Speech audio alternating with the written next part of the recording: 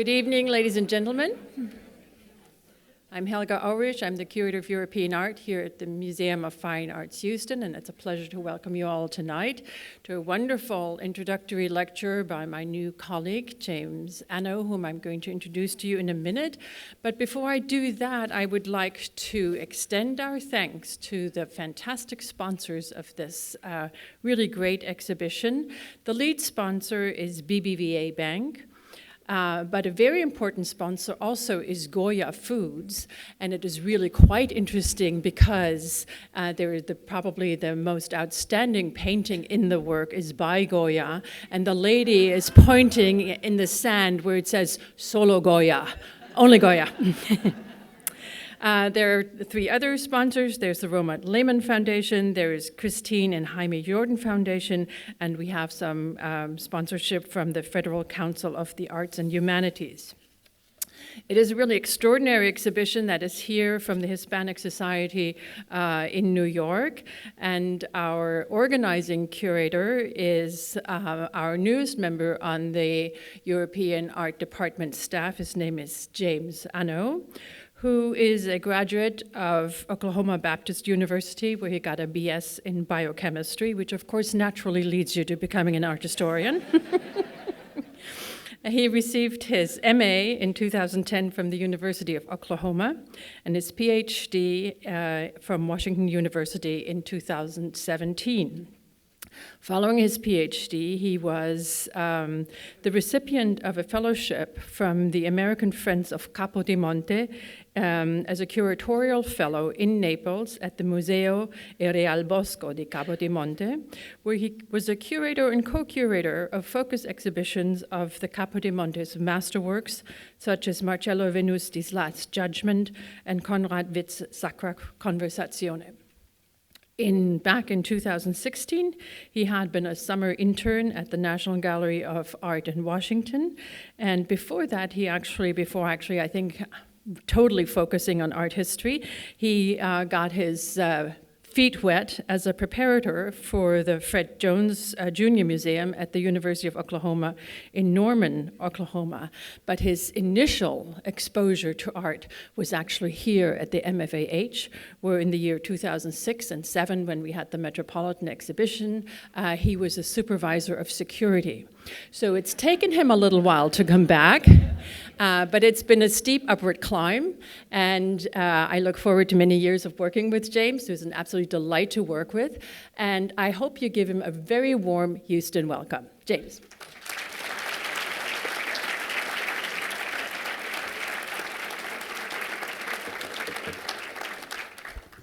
Good evening, everyone. Thank you, Helga, for that very warm introduction. It is nice to be back after almost 15 years to be here in Houston after my first foray in the security department here after finishing my undergraduate. So it has been a winding road, but I couldn't be more pleased to be here.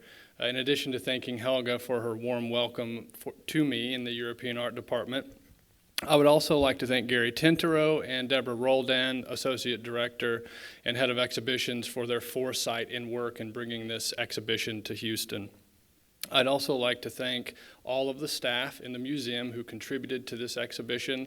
It takes an army to pull off an exhibition, any exhibition, but particularly one this complex, and I hope you find it to be equally beautiful. And so I thank them as well, because it does take an army. It's a collaborative effort.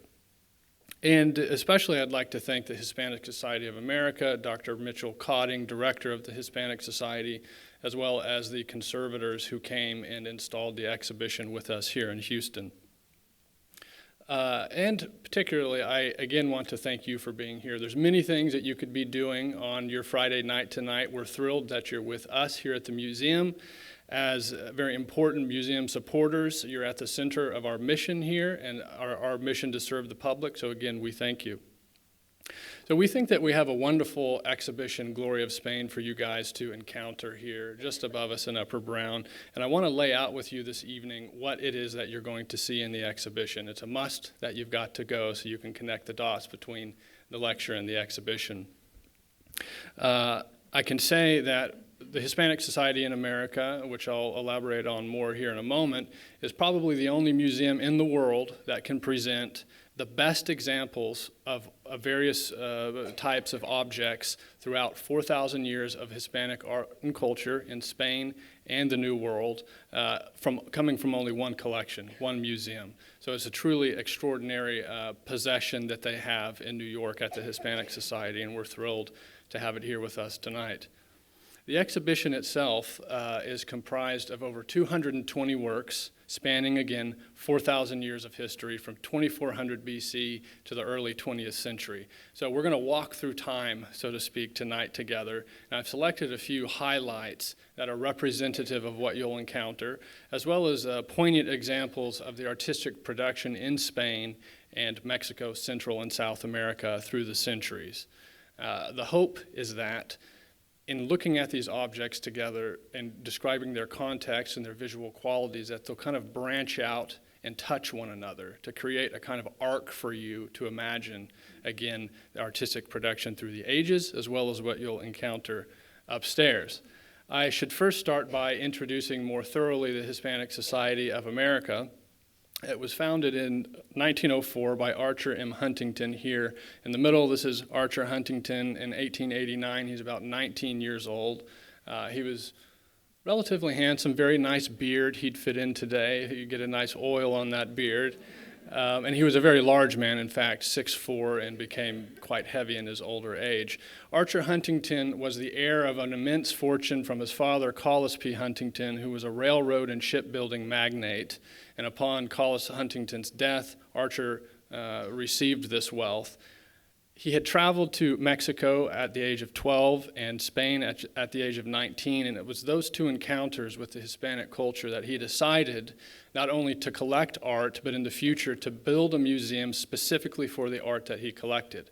So this is a very special situation. He's not like some of his other contemporaries in New York at the time, whether it be Frick or Rockefeller, even though they were slightly older, who were primarily collecting for their house, to display the work in their house. He was specifically collecting for a museum.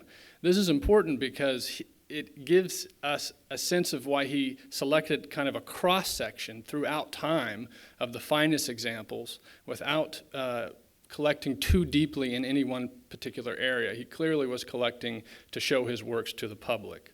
That's a unique characteristic of Huntington as a collector. To the left here, you can see the inside of the Hispanic Society, which is currently under restoration and renovation, and this is how the exhibit has come to us in Houston.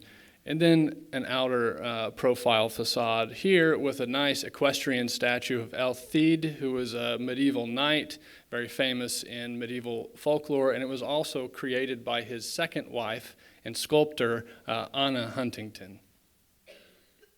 So we're going to start in the first section of the exhibition and our most ancient section. There's 6 sections in the exhibition. We have ancient Spain, medieval Spain, Golden Age Spain, the Spanish Americas, so now we're coming to this part of the world.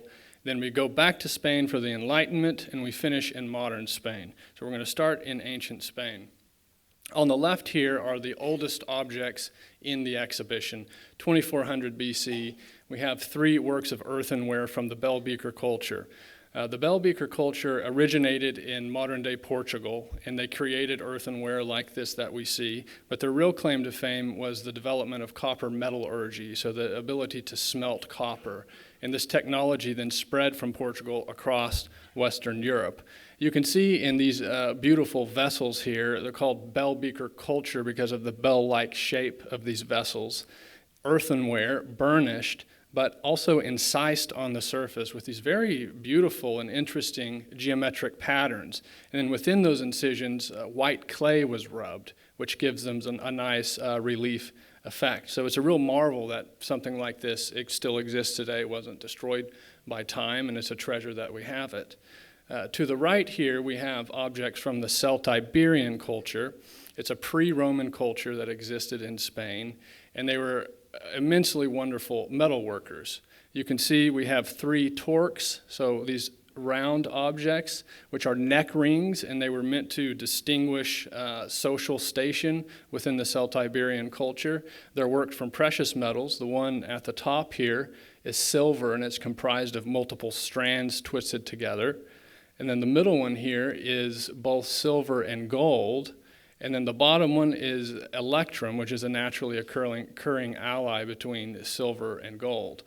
We also have 2 bracelets and a fibula, which was meant to clasp together a cloak.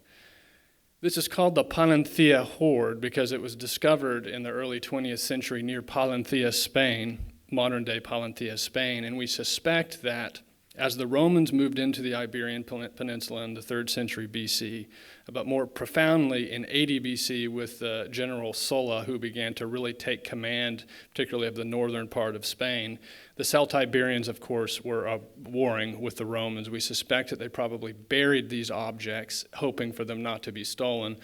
We don't know what happened to the people that buried them. Maybe they fled, maybe they were enslaved, maybe they were killed. But perhaps in a slightly dark way, we're very fortunate, nonetheless, that they didn't go back to retrieve them, because now we have them. Also, you can't talk about antiquity in Europe without discussing the Romans. So the Romans established hegemony in the Iberian Peninsula rather early on, and they maintained it until 411 BC. So there's hundreds of years of Roman domination on the peninsula. Spain was a notoriously difficult place to subdue and to rule. All of the tribes throughout the peninsula were very warlike and very much resisted Roman rule. We see here a torso of Diana the Huntress. Diana is the goddess of the hunt. It's a partial figure. It's not quite life-size, but it's still a very fine example. Now, the Romans were lovers of Greek art, all things Greek, whether it's philosophy, art, etc. And we can see that at play here in this partial figure, which the limbs have been broken over time. It wasn't made as a partial figure, particularly in the drapery.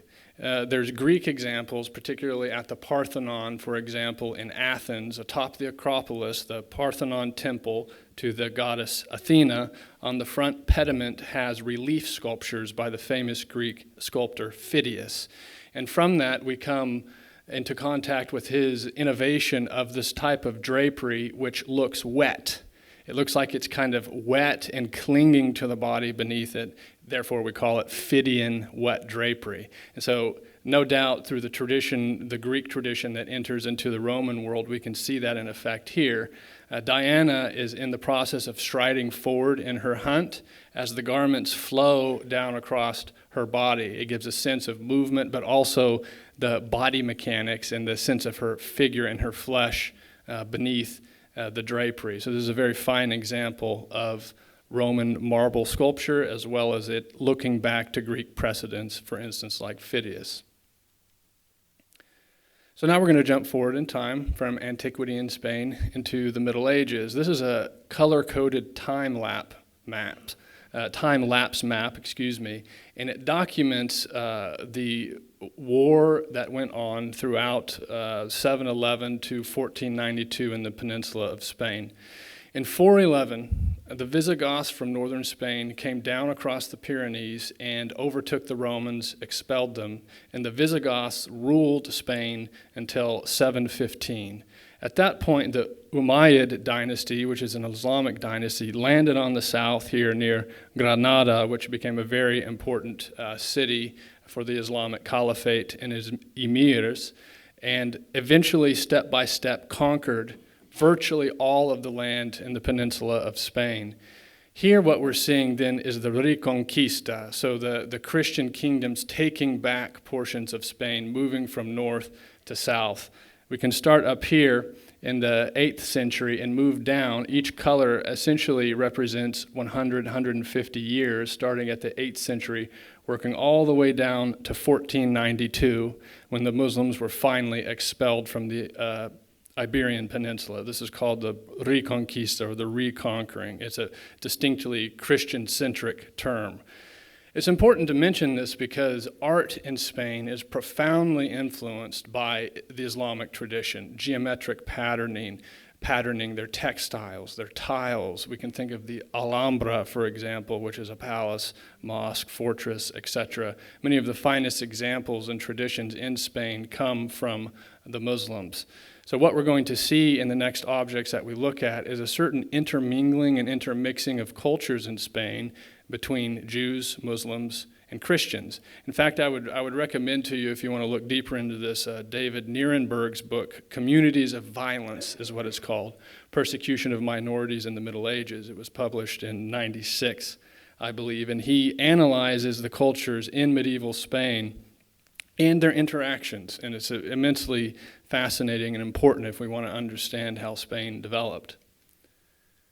So moving forward here, we have an object created by an Islamic artist near the kingdom of Cordoba in southern Spain. This is a pyxis made by the artist Khalaf in circa 966. It's made of ivory. It has a lid that flaps open with this iron latch on two sides that allows it to open, and it's a vessel to contain special objects, particularly things like perfume, for instance. The walls of this pyxis are 7 millimeters thick, and the carvings go in 3 millimeters. So it gives you an idea of just how fine this carving was to be able to operate on such a thin wall of ivory. You can see that there's floral motifs multiplied throughout the surface of the pyxis, and then there's a beautiful inscription that runs around the bottom of the lid here. And in fact, I can read you part of that inscription, poetic as it is, where the object pronounces itself and declares itself to the viewer. A portion of this inscription reads, "The sight I offer is the fairest of sights, the still firm breast of a lovely young woman. Beauty has bestowed upon me, a robe clad with jewels, so that I am a vessel for musk and camphor and ambergris."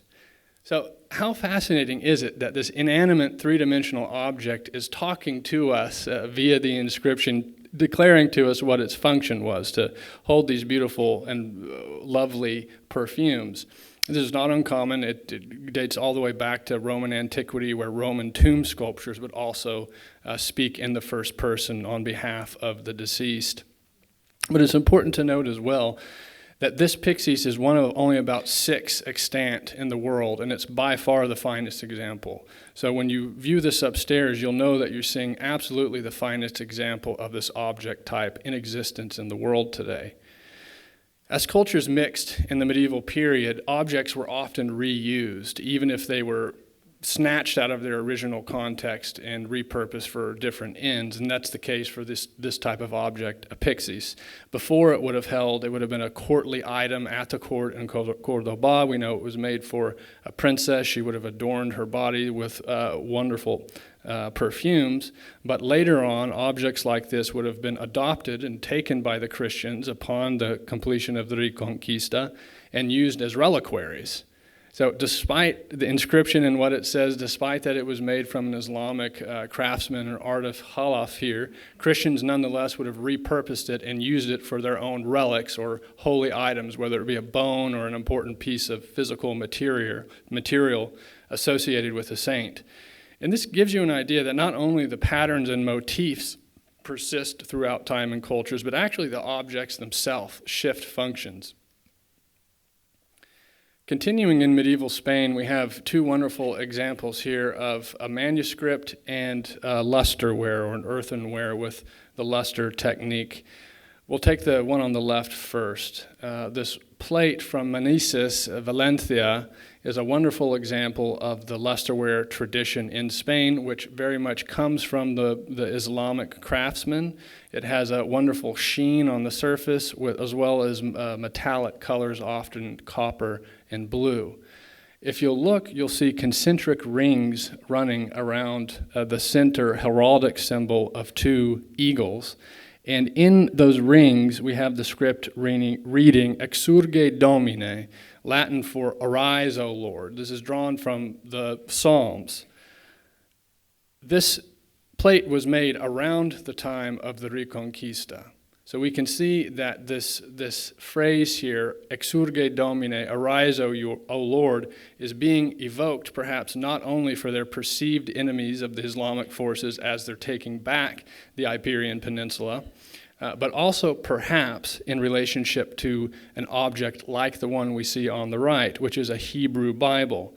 We can see in this Bible on the right Facing page, there's a wonderful menorah in gold applied designs with wonderful floral and naturalistic organic designs swirling around it. And on the left, we have the beginning of the book of Genesis in Sephardic block letters. This Bible was produced in Spain. It contained 8 folio inside that are illuminated very much within the trans-European tradition. However, at the completion of the Reconquista, at the Christian arms, the Jews were expelled from Spain in 1492. So this book left Spain in 1492 and traveled to Portugal. Unfortunately, in Portugal, the Jews were then expelled in 1497. So we can see the migration and expulsion of a people concomitant with the Christians conquering the Muslims on the Iberian Peninsula.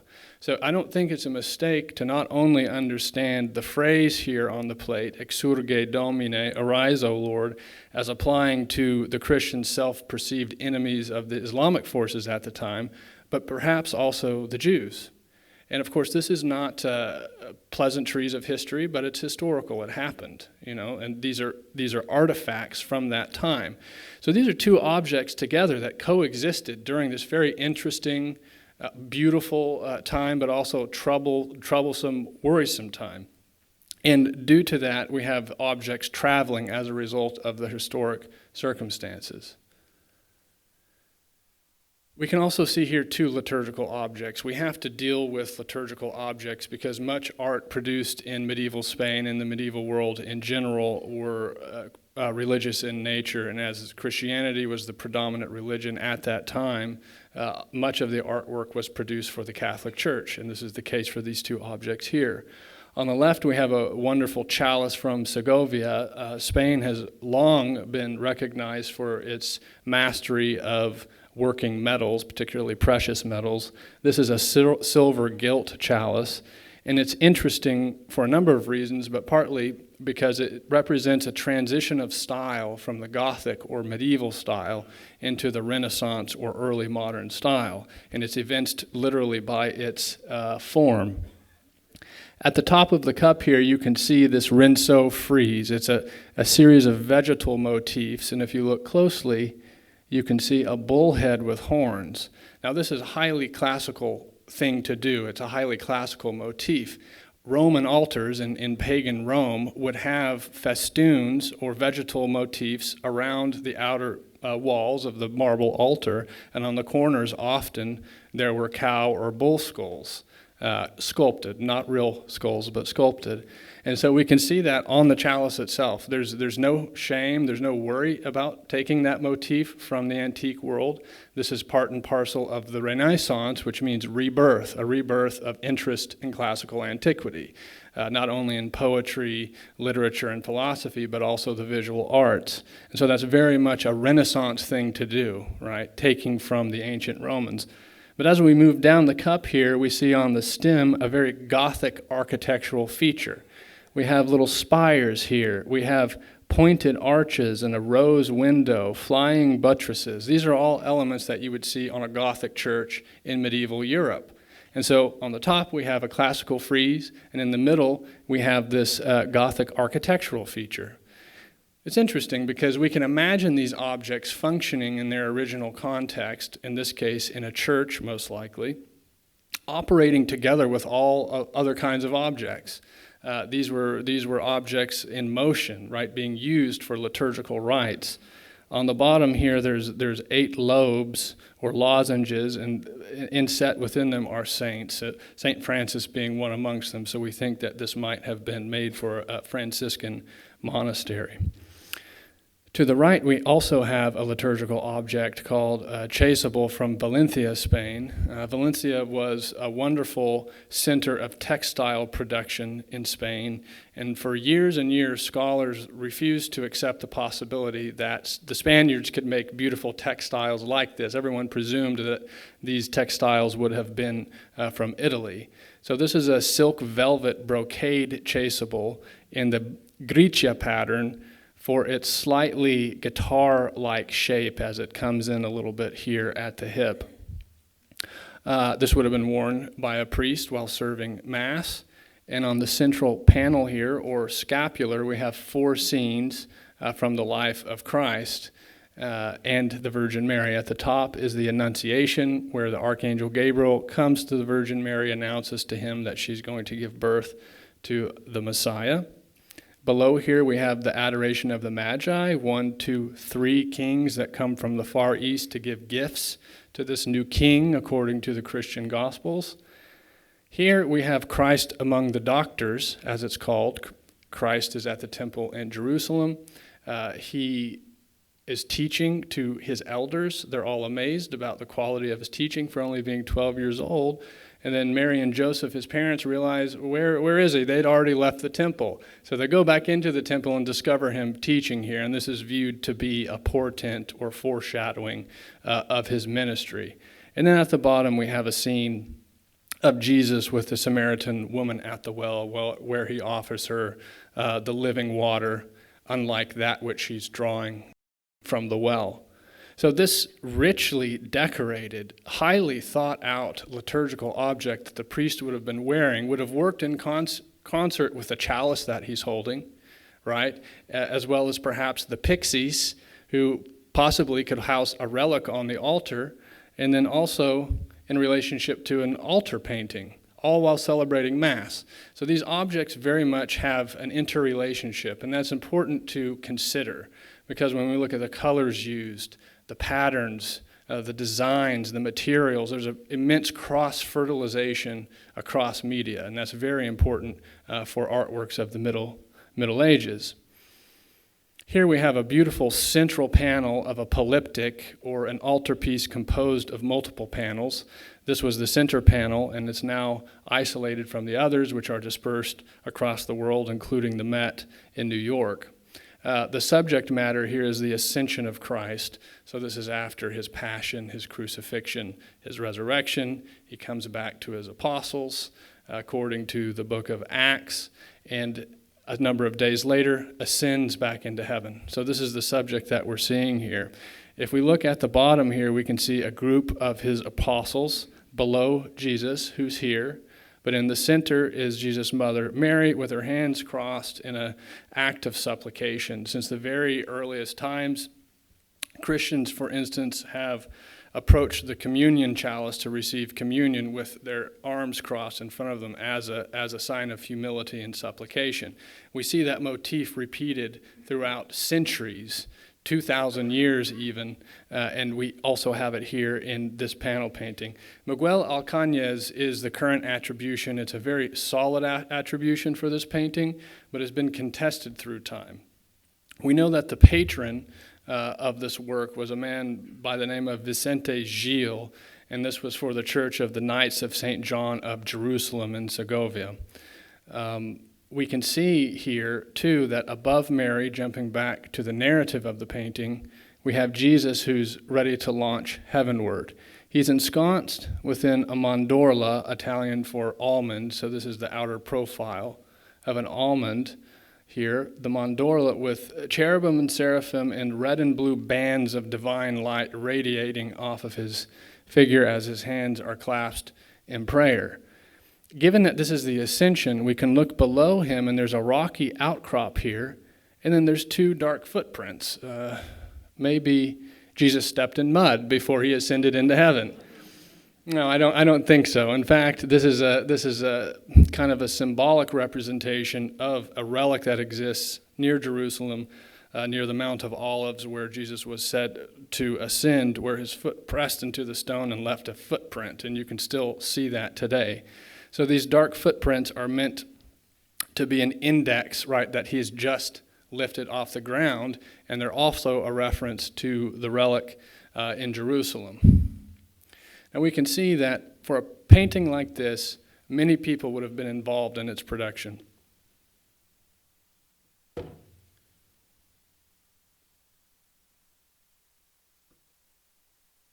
We have a notion in our minds, a very modern notion, that a great artist, a great masterpiece, is created, conceived, executed, and completed and finished only by a single artist, no one else helping, etc.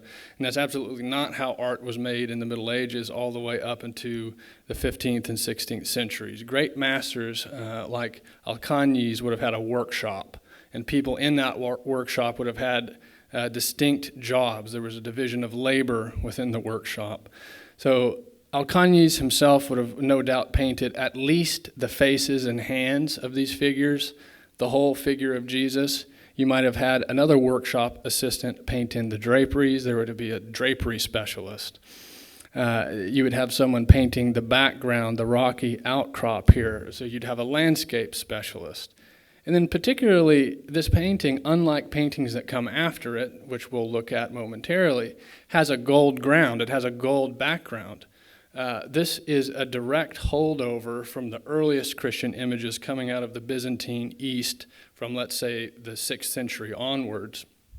The gold background is important not only because it's beautiful, but because it also has an immense symbolic value. The purpose of a painting like this is not to describe the natural world as we see it with our eyes.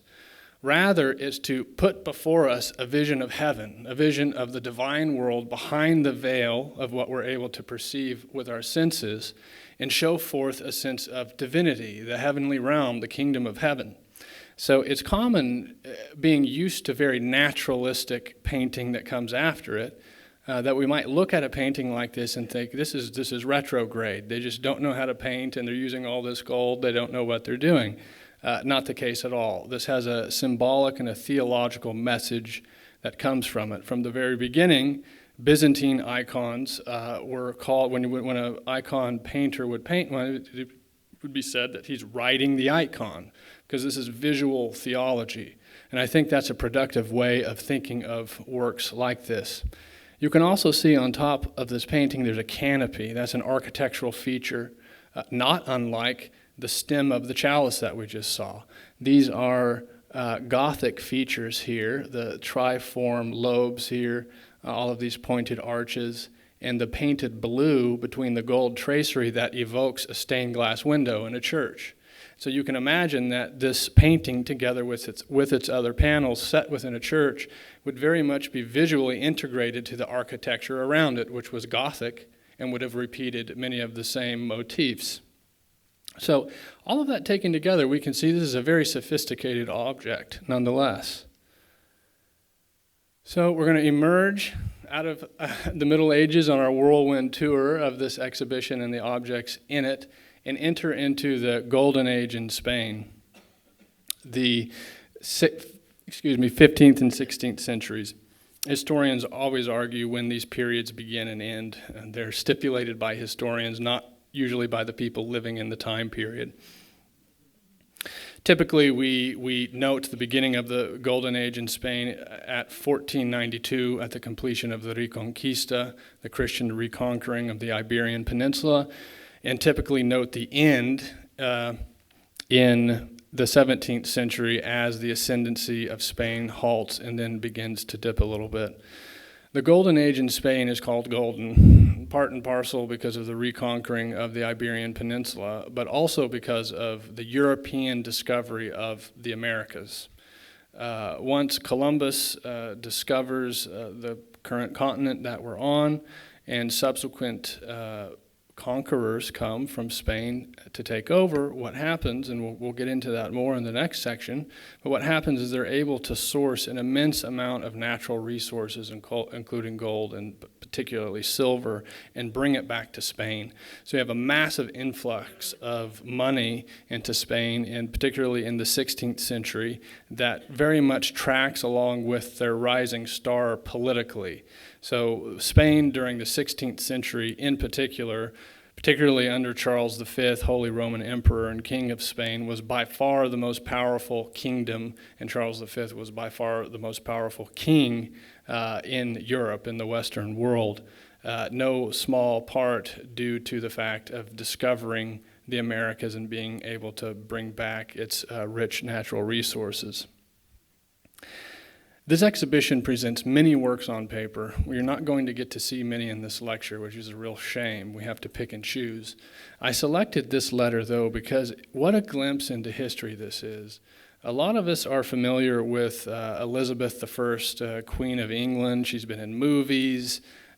Shakespeare was writing under her. She was his great patron.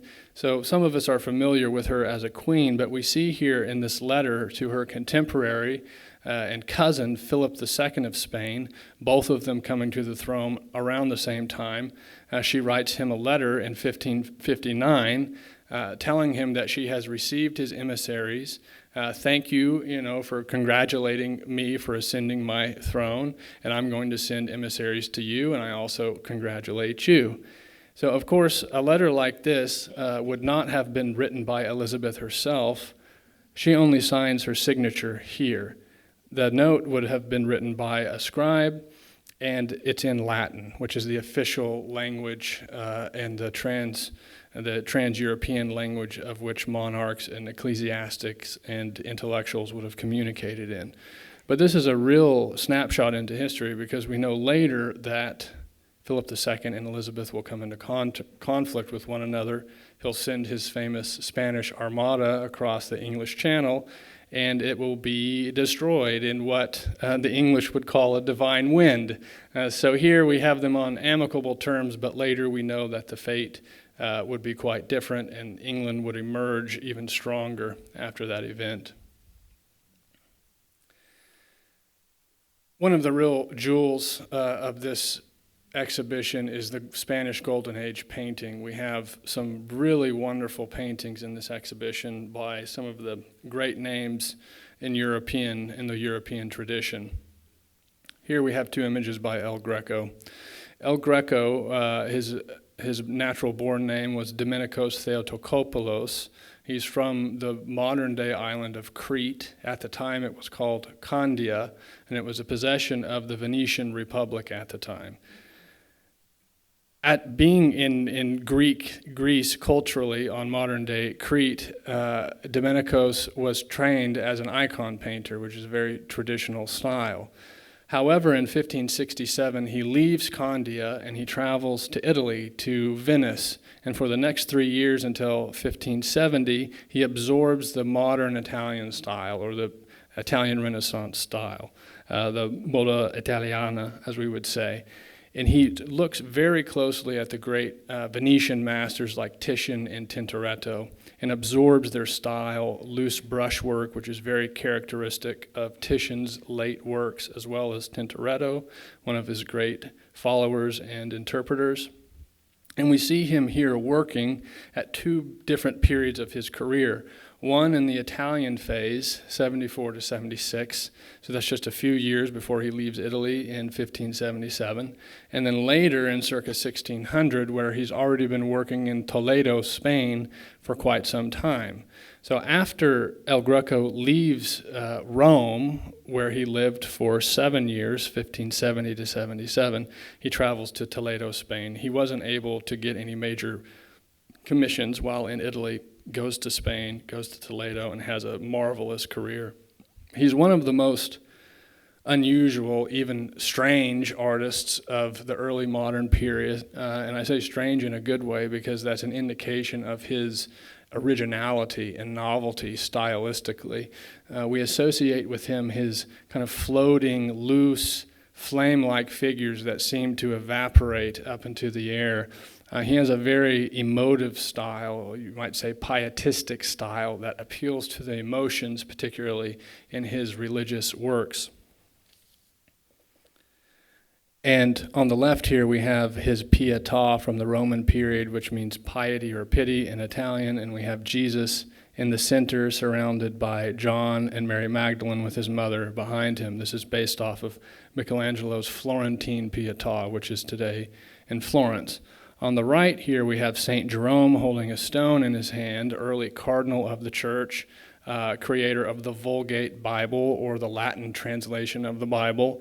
Jerome is an early Christian saint, doctor of the church, 4th, 5th century, and we see him here meditating the cross. He was an ascetic, a monastic, and that's why we have a skull and timepiece here because it's reminding him that life is short, so he needs to repent as soon as possible.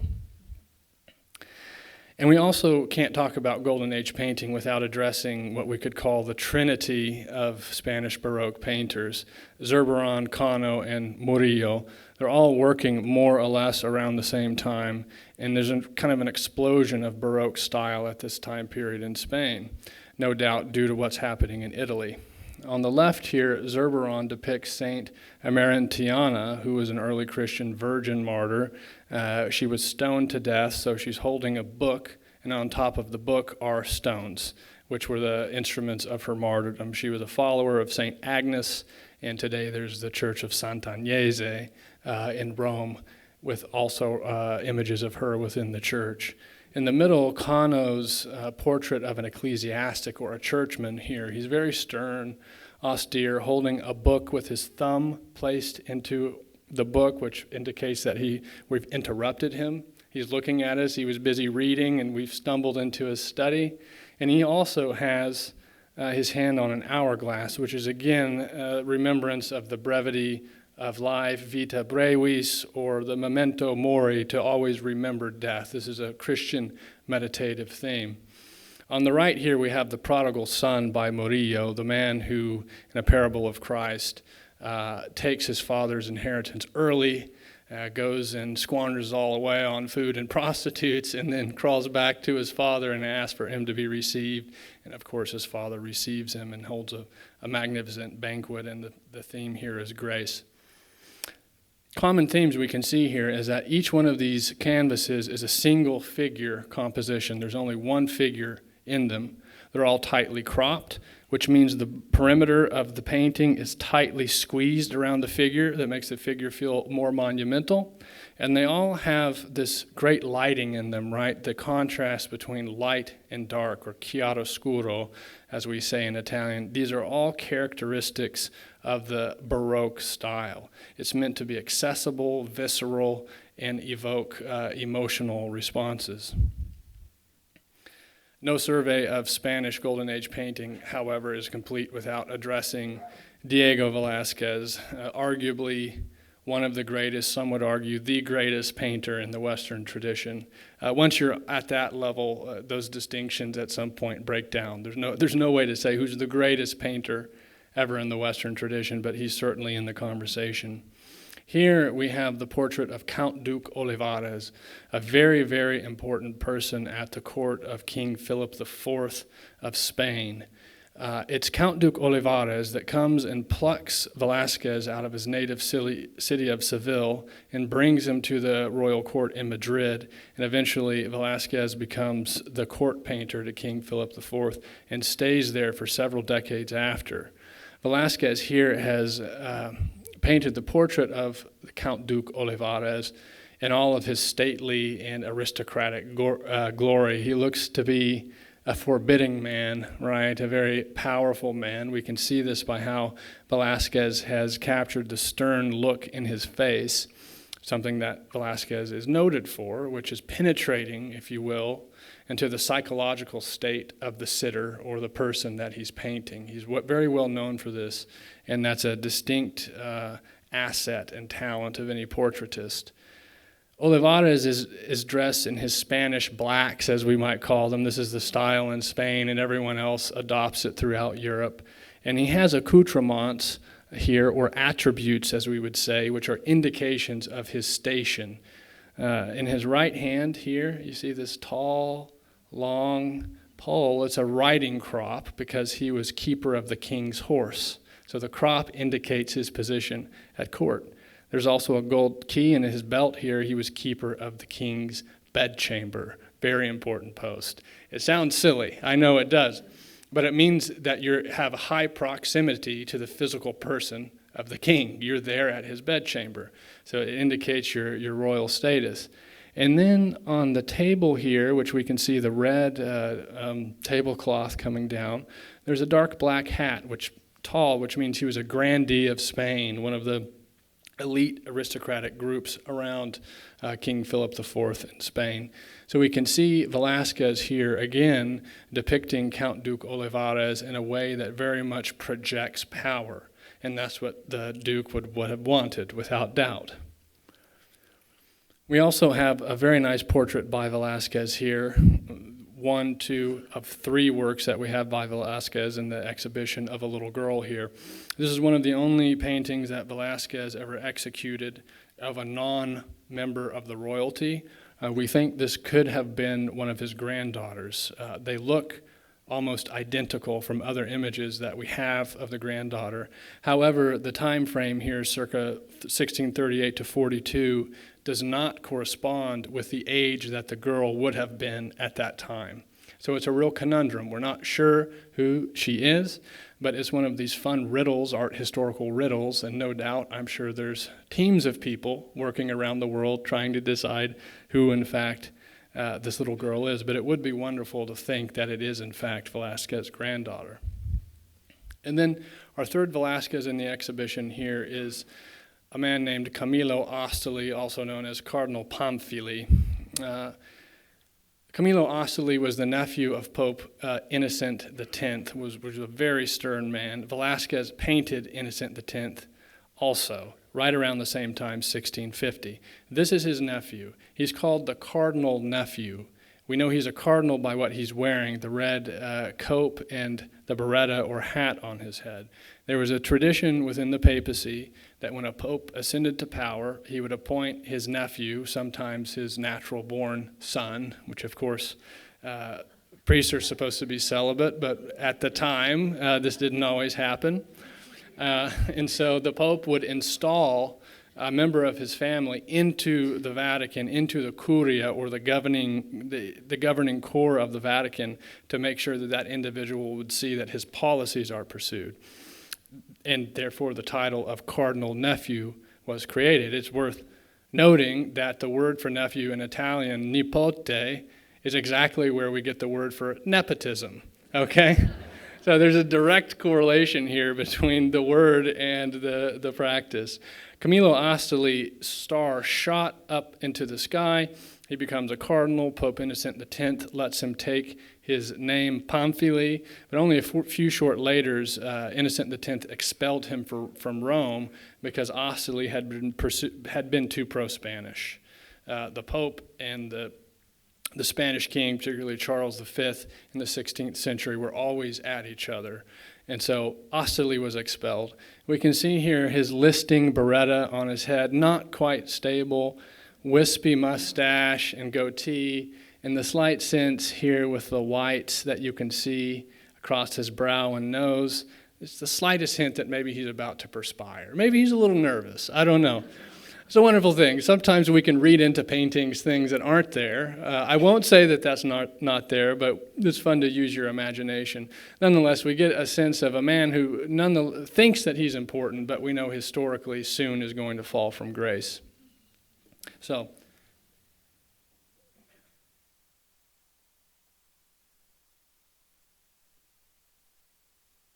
okay, as we're marching through time, we're going to go ahead and jump from the Spanish Golden Age across a continent and across an ocean to a different continent, into the Spanish Americas, as we're referring to them for this exhibition. There's many different words, some in vogue, some not, how to describe this period of time where the Spanish rule the Americas. We chose Spanish America because we think it's both appropriately neutral, but also appropriately descriptive.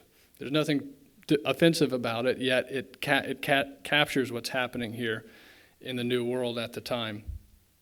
You can see the extent of Spanish rule in North America, Mexico, Central, South America following here.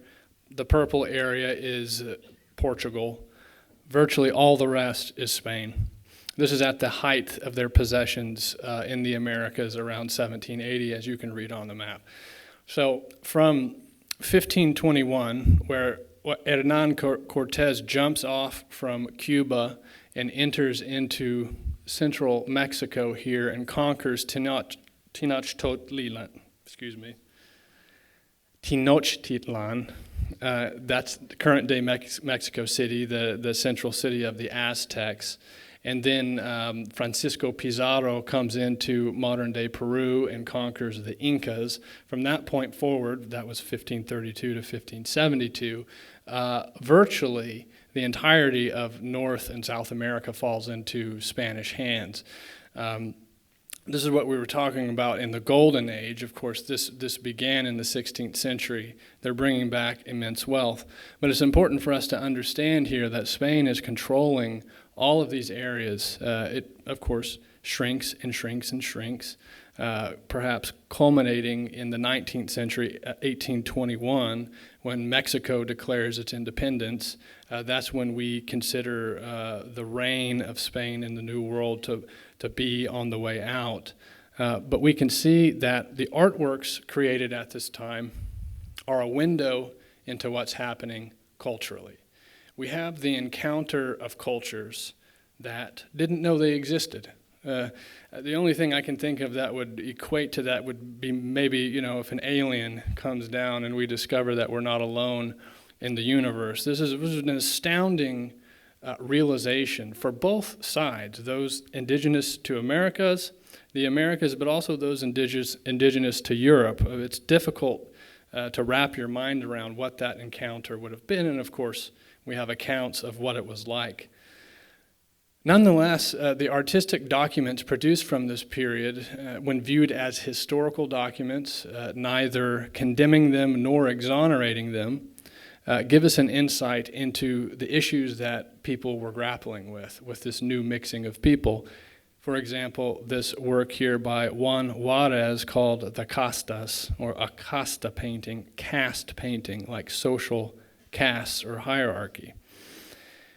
This work here is created by a Mexican artist, Mexican-born artist, nonetheless illustrating the different racial combinations that result from the man here who is part European, part Amerindian, with his wife, who is native Mexican, producing what's called a coyote, which is utterly unthinkable, right, to classify someone like that. Nonetheless, these paintings existed in series and explored all of the different racial combinations that were happening in the New World with the encounter of these new peoples. Now, of course, I think this painting probably makes most, if not all of us, a little bit uncomfortable, right? This is not something to be encouraged today. But nonetheless, I exhibit it because these were very common. It's also important to note, which is critical for a point of view, that most of the extant examples of these paintings exist in Spain, not in the Americas, which might indicate that it was really the Europeans who were interested in this question, not only because they were commissioning the works, but also because they were bringing them back to Spain. So it's likely to say that we're getting a somewhat Eurocentric view of this phenomenon. Nonetheless, we see these individuals here presented in a near stately manner. They look very nice in their garments. The man here appears to have his hand on the hilt of a sword, which no doubt would be a sign of status. And the young boy here, dressed in this beautiful blue garment, is presenting little pears. Nonetheless, I think it's important as we address historical phenomenon that we look things in the eye and discover what it can tell us about the past. And when we do that, we're undoubtedly going to encounter things that are familiar and alien simultaneously. And that's one of the great things about studying history. It's a reflection point for our own time. We move on here to 4 little statuettes. They're each about 7 inches high, created by the Ecuadorian sculptor Manuel Chile. These expound the different fates of man according to Catholic eschatology, or the theology of what happens when you die, essentially.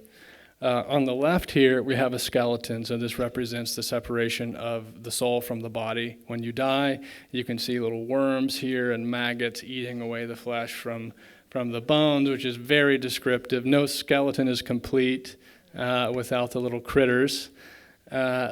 And then next, we have this figure here of a soul in hell. That's what I look like on Monday mornings. I knew that joke would kill. I have to admit, I stole it from one of my colleagues, Misty Flores. Missy, I'm sorry. She saw this and said that to me, and I said, I have to use that for my lecture.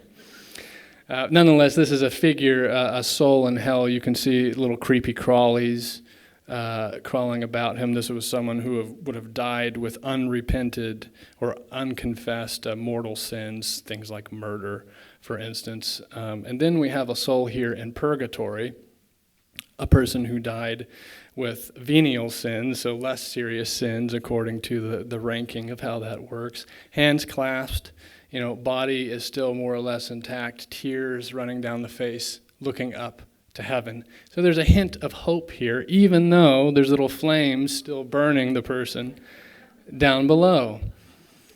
And then on the right here, we have a figure in beatitude. This figure is in heaven, so they died like a saint, pure. We have to comment on the unbelievable technical mastery that Chile here has executed on these little wooden sculptures. Wooden sculpture painted with multiple colors, so that's polychrome sculpture, is a great tradition from Spain that was imported to the New World, taught to indigenous artists, and those artists, like Chile, take it up and put their own twist on it. These objects are so visceral that it's difficult to imagine how they would have been used. But given their diminutive size, they're only about 7 inches tall, it's likely that they were objects of private devotion. Maybe in the home, you'd have these 4 objects, and as you're saying your prayers, you're peering at them and thinking through, how am I living my life? I certainly don't want to be this guy, so maybe I should clean up my act.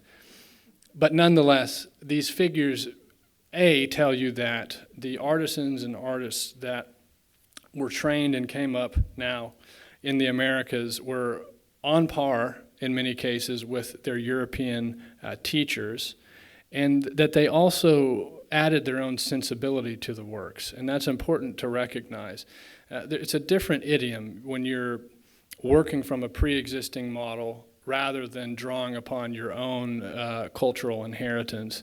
And what we see in a lot of art from this time period in the Spanish Americas is this interesting fusion between the two. Here we have El Costeño, or Young Man from the Coast, by Arrieta, also a native Mexican painter.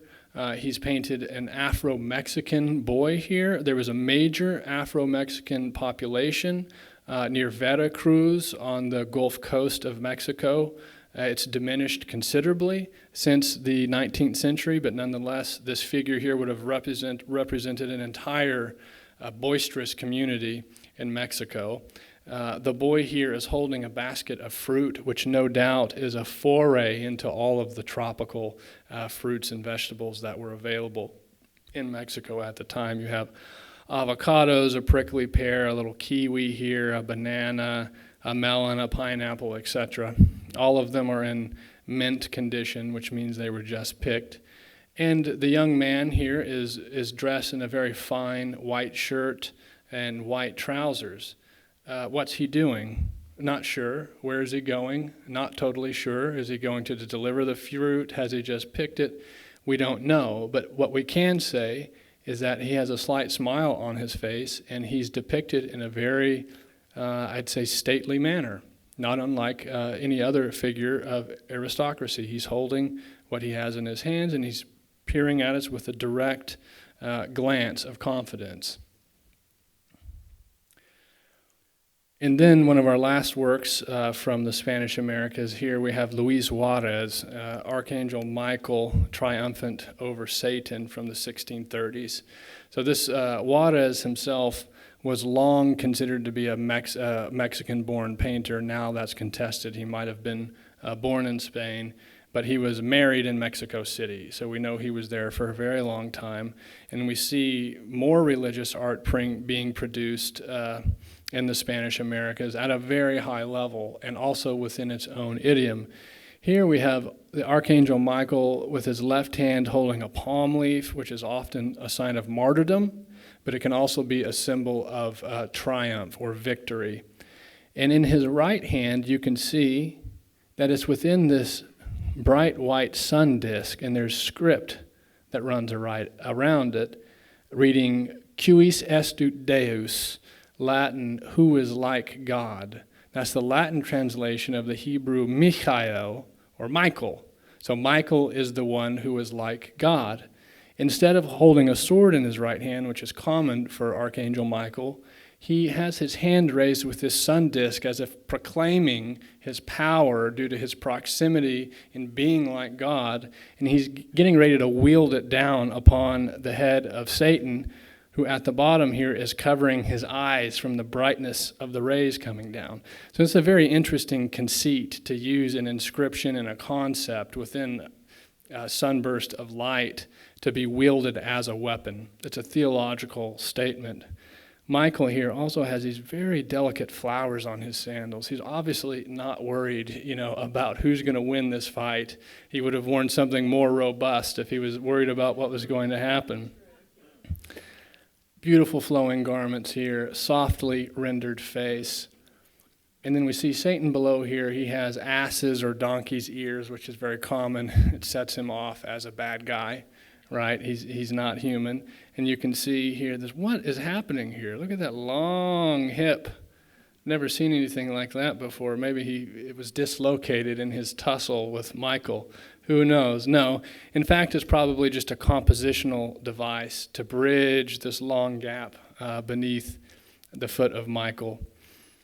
So we can see here that this beautiful light emanating from behind it, the orange hues, is an indication that, in fact, this painting was made in Mexico, because it was a common practice to prime or prepare the blank canvas with a terracotta-colored paint. And so that's a clear indication that this is made in Mexico and that the attribution to Luis Juarez is indeed a good one. Now, we've gotten to our showstopper here, Enlightenment Spain, the wonderful portrait of the Duchess of Alba by Goya. Enlightenment Spain, briefly, is a period primarily in the 18th century to where intellectuals, ruling elites became interested in the power of rational thought, the scientific method, the natural world, the desire to classify things, whether that be the natural world, whether that be the development of the encyclopedia, which occurs in this time, or whether it be at the institution of the concept of a museum to collect things and to show them, also comes in the Enlightenment period. But the 18th century is also a time of war, as well as the early 19th century, with Napoleon rampaging across Europe. And Napoleon indeed comes to Spain in the early 20th century, I believe 1808, 1814, and rampages through. And some of Goya's most famous images are of the terrors that he saw from the encroachment of the Napoleonic troops in Bourbon, Spain at the time. But here, we've reached our title image. This is what you're going to see in the newspaper on the front of the building, the portrait of Goya's Duchess of Alba. She's a very sassy lady. Look at her. Look at the way she's twisting and turning, looking at us directly with utter confidence. She is shown in a landscape here. This is one of her estates near Cadiz, Spain, on the southwestern coast of Spain. Goya, the artist, comes and visits her in 1796-97, and it's there and then that he paints this famous portrait. The Duchess of Alba was one of the most highly positioned or placed or titled aristocrats in Europe at this time. You can see that by her swagger, by her confidence, standing out into the naturalistic landscape of her estate. She's wearing a black dress. This is 1797. She's 35 years old, and she's recently widowed. So she's wearing this black dress here, a maja dress, which is really an urban bourgeois type of clothing. So this is not appropriate to her aristocratic standing. Nonetheless, she's very stylish, and it seems like Goya is giving her a sense of play here in wearing this maja dress. And look at just the floral patterns on the dress and this diaphanous veil that comes off down, cascading her head across her midsection and torso. Goya is a stunner with the color black. I don't know anyone that can paint with black better than Goya.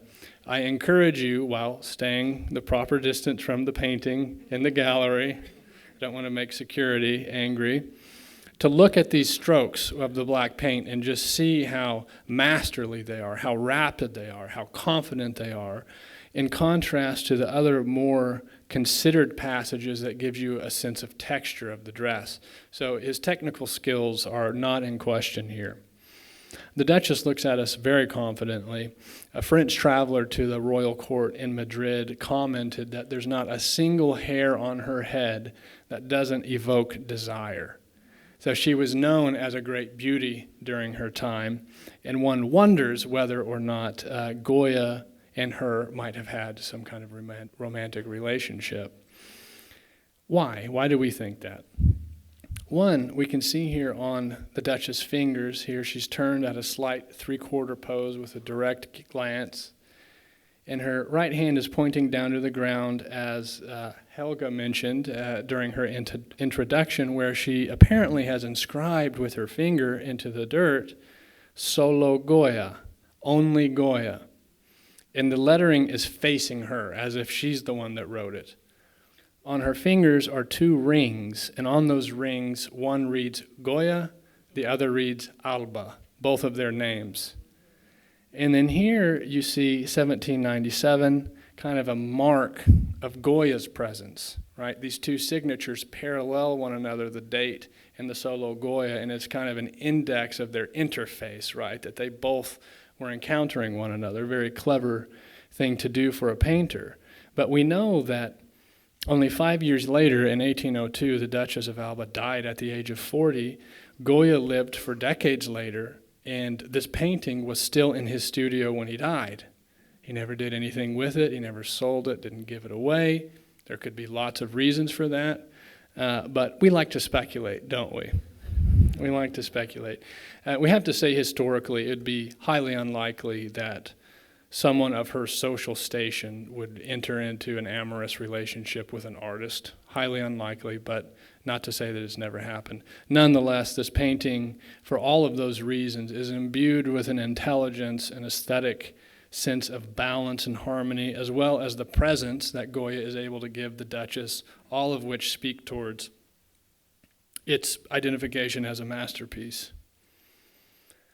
Also, Goya was a prolific artist in works on paper. Some of you are beginning to see what's happening here. I hear chuckles.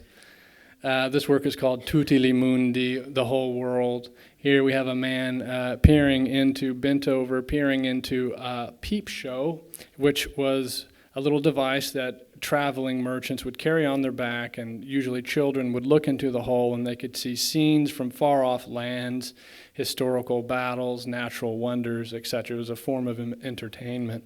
So the man here has paid his peso and is looking into the hole. Who knows what he's seeing, but he's bent over and his breeches have split wide open. Well, guess who's swept in to also see the whole world? This young woman here who's reclining and looking right at his rear end. So this is a double entendre, right? They're both discovering something that they might not have expected. So this is our final section, modern Spain, late 19th, early 20th century. Excuse me.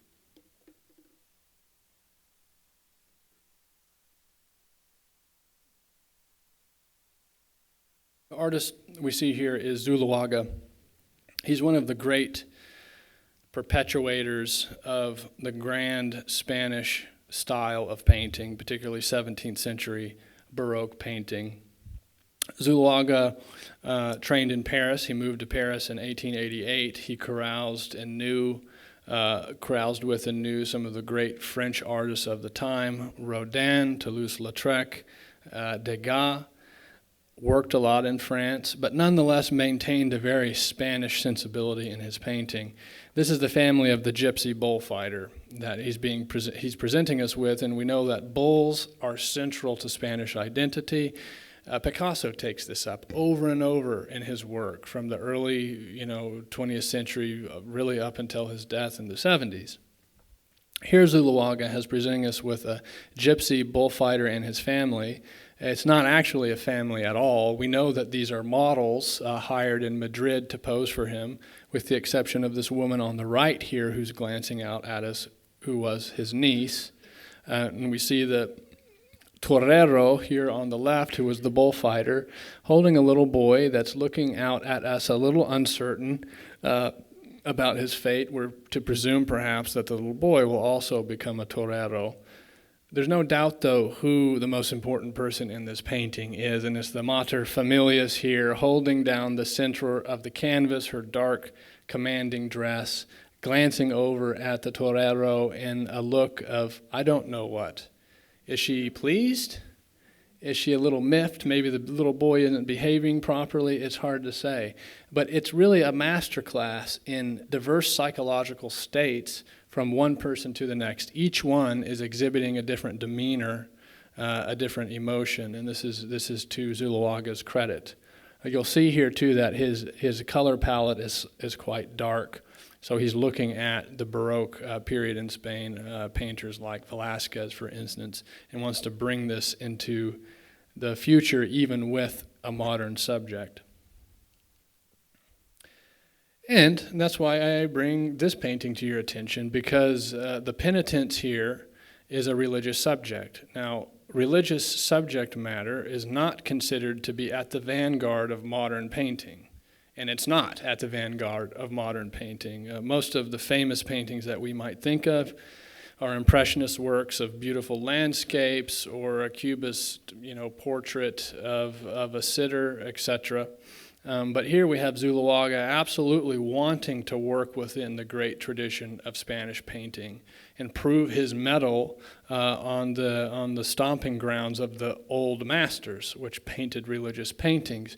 Here we have the penitents, a penitent here, a man holding a flagella in his arm, whipping himself as an act of penance during a Holy Week procession. That's the week leading up to Easter.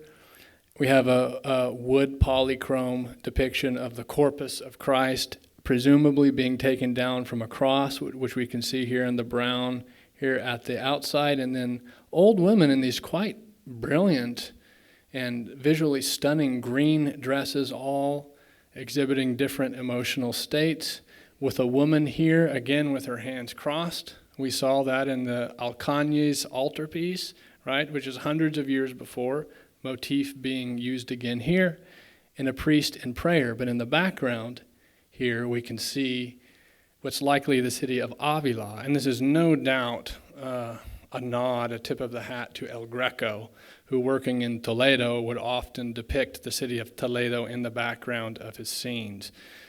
Zuluaga thought this was one of his greatest works, and it's an example of his work in religious subject matter, which was important to him.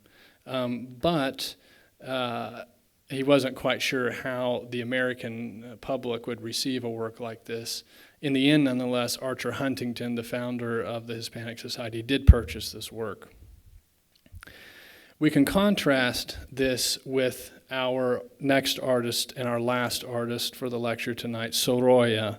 So if Zuluaga is the maintainer and propagator of the great Spanish tradition of painting, looking back to the past, using dark color palettes, tenebrism, chiaroscuro, here we have Sorolla, who's the painter of light. Sorolla is contemporary with Zuluaga, but has a quite different sensibility.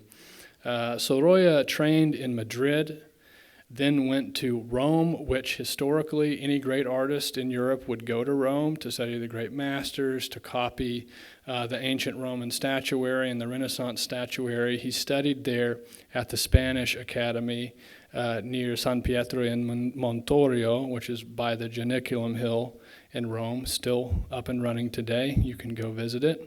And he picked up many tips, too, from a short sojourn that he made to Paris during his formative years. But we can see Sorolla here using light as his vehicle. he's working in the Impressionist idiom that, of course, reaches its fever pitch in France to great effect here.